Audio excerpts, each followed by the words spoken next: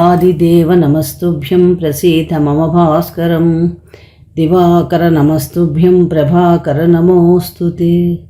శ్రీ గురుభ్యో నమః. శ్రీ మహాగణాధిపతే నమః. శ్రీ మాత్రే నమః. Welcome to Mihiravani YouTube channel. మీ డాక్టర్ సుందరి ప్రేక్షకులకు నమస్కారం. ఈరోజు మనం ఈ వీడియోలో కుంభరాశి నుండి మీనరాశిలోకి ప్రవేశిస్తున్న రవి సంచారం 30 రోజుల్లో ఎటువంటి ఫలితాలు ఇవ్వబోతోంది, ఏ ఏ గ్రహాలతో కలవబోతున్నాడు, ద్వాదశ రాశుల వారికి ఎటువంటి పరిహారాలు చేసుకోవాలి, ఎలా ఫలితాలు ఇస్తున్నాడు అనే విషయాన్ని తెలుసుకుందాం. మార్చి నెల 14వ తారీఖు మధ్యాహ్నం 12 గంటలకి సూర్యభగవానుడు కుంభరాశి నుండి మీనరాశిలోకి ప్రవేశిస్తున్నాడు. దీన్నే మనం మీన సంక్రమణం అంటాం.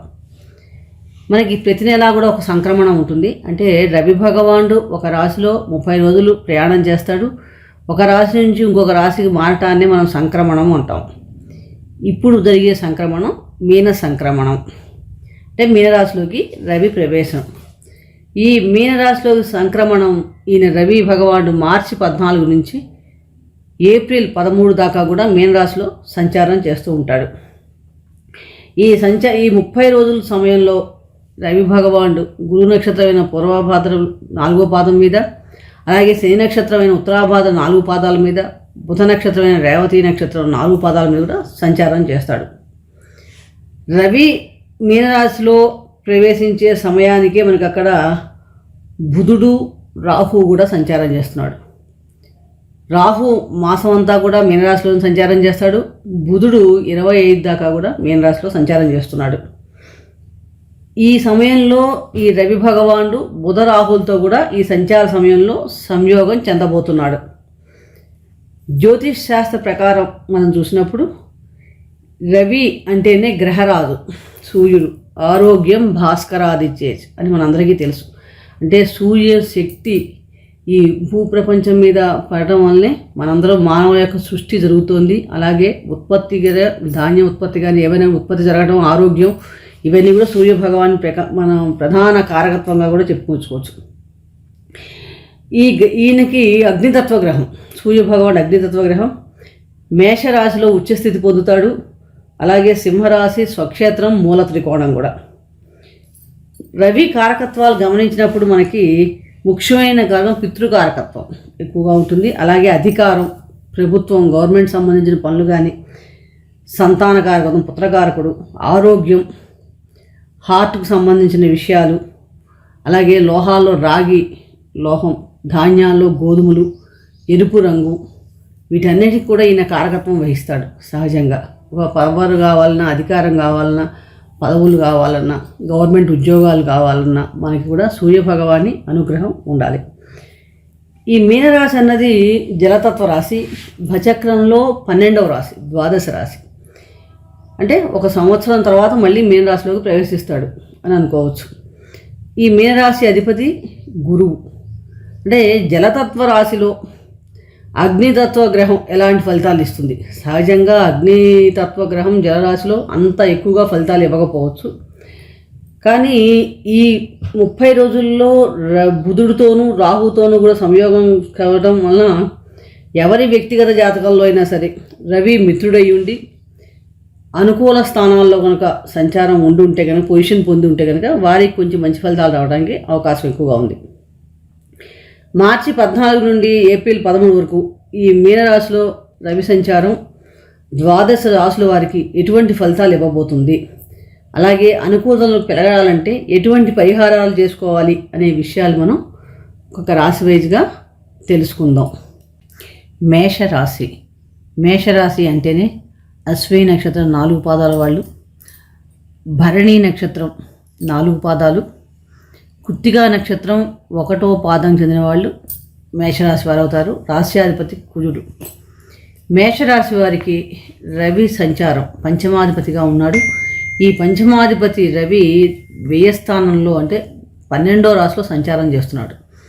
అలాగే 3, 6 అధిపతి అయిన బుధుడితోనూ రాహుతో కూడా సంచారం చేస్తున్నాడు. సహజంగా 12వ రాశిలో రవి సంచారం వలన మిశ్రమ ఫలితాలు అయితే గోచరిస్తున్నాయి. సహజంగా ఏంటంటే వీరు చాలా శ్రమతో పడితే కనుక ఈ మాసంలో కొంచెం విజయం సాధించడానికి అవకాశం ఎక్కువగా ఉంటుంది. వీళ్ళ లక్ష్యాలు చేరాలలో కూడా కొంచెం శ్రమ అధికంగా చేయాల్సిన పరిస్థితి ఏర్పడుతోంది. అలాగే ఈ మాసంలో పంచమాధిపతి అయిన రవి వ్యయస్థానంలో సంచారం చేయడం వలన పిల్లలకు విదేశ సంబంధమైన యోగాలు కలగటం కానీ, అంటే విదేశ సంబంధమైన విద్య వాటికి వెళ్ళదలుచుకుంటే కనుక పిల్లలకు అవకాశాలు రావటం ఎక్కువగా ఉంటుంది. ఒక్కొక్కసారి పిల్లలకి ఆరోగ్య విషయంలో కూడా కొంచెం జాగ్రత్తలు తీసుకోవాలి. ఎందుకంటే వీళ్ళకి కొంచెం ఆరోగ్యం కానీ, దానివలన ధనం ఖర్చు అవ్వటం, ఇలాంటివన్నీ కూడా మనకి ఈ మాసంలో ఎక్కువగా కనిపిస్తున్నాయి. ఎక్కువగా పిల్లల వలన వీళ్ళకి కొంచెం సమస్య అని చెప్పవచ్చు, లేకపోతే ధనం ఖర్చు అవ్వటం కానీ, ఇలాంటి వాటి వల్ల కొంచెం ఆందోళన ఎక్కువగా చెందుతూ ఉంటారు. ముఖ్యంగా కెరీర్ పరంగా మీరు నిర్ణయాలు తీసుకునేటప్పుడు ఈ మాసంలో కొంచెం ఆచితూచి వ్యవహరించండి. అంటే పని కూడా ఎక్కువగా ఉండే అవకాశం ఎక్కువగా ఉంది మీకు ఈ మాసంలో మీకు ఎక్కువగా.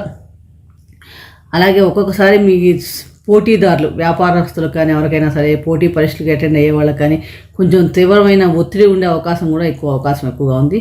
భాగస్వామి వ్యాపారాలు చేసే వారికి కూడా మీ పార్ట్నర్స్ నుంచి కొంచెం సమస్యలు కానీ, ఇబ్బందులు ఏర్పడే అవకాశం ఎక్కువగా ఉంది.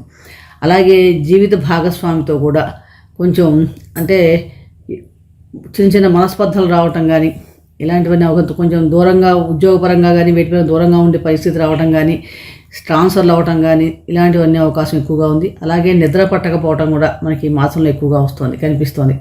ఆరోగ్య విషయం చూసినప్పుడు ఈ మాసంలో కొంచెం మీకు రాత్రిపూట సరిగా నిద్ర పట్టకపోవడం, కాళ్ళకు సంబంధించిన నొప్పులు, కంటి సంబంధమైన సమస్యలు కానీ ఇలాంటి ఇబ్బంది ఉండే అవకాశం ఎక్కువగా ఉంది.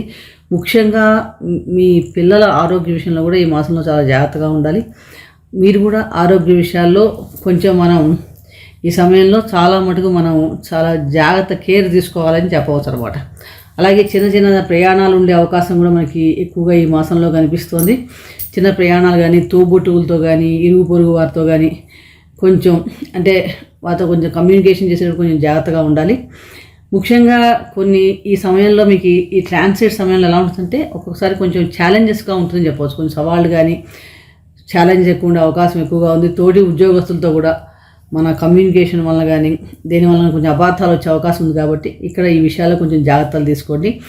అలాగే మీరు ఏమన్నా పెట్టుబడి పెట్టాలనుకున్నప్పుడు కూడా 1-2 సార్లు ఆలోచించి సరైన నిర్ణయాలు తీసుకుంటే మంచిది.